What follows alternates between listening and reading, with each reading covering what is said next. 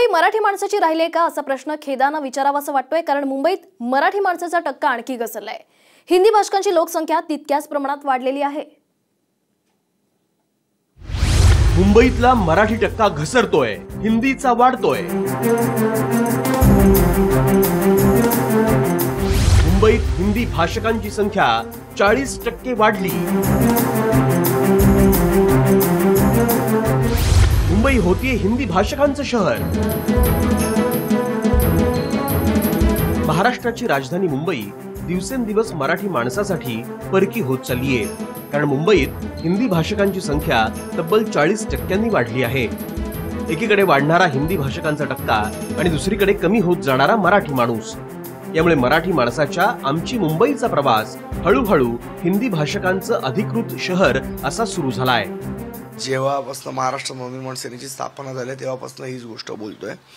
आणि तुम्ही आज सगळ्या राजकीय पक्षांचे अजेंडे, त्यांच्या घोषणा जर बघितल्यात, आज काँग्रेसचे जे संभाव्य उमेदवार आहेत 5 पैकी 4 अमराठी आहेत।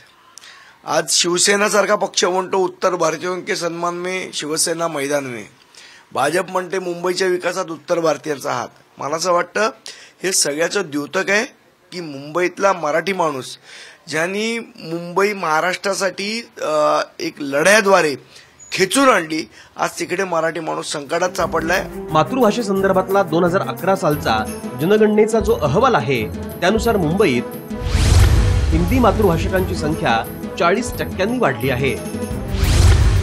2001 साली मुंबईत हिंदी मातृभाषकांची संख्या 25.88 लाख होती।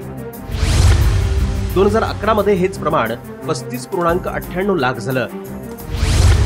त्याचवेळी मराठी मातृभाषकांच्या संख्येत 2.64% घट झाली। 2001 साली 45.23 लाख लोकांनी मराठी मातृभाषा असल्याचं सांगितलं होतं।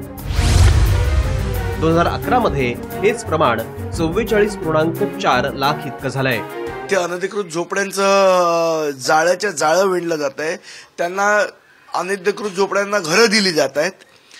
या जर एवढ्या सगळ्या जर फॅसिलिटी मिळणार असतील तर बाहेरच्या राज्यातले लोक का नाही येणार? आज रेल्वे भरती असो, LIC भरती असो किंवा केंद्र आस्थापनाच्या किंवा राज्याच्या कुठल्याही भरती असो, आज बाहेरच्या लोकांना जास्ती प्राधान्य दिलं जात आहे। आज इन्कम टॅक्सची लिस्ट बघा, ज्या महाराष्ट्रातल्या मुंबईतल्या जागा आहेत आज तिकडे सगळे परप्रांतीय भरलेले आहेत।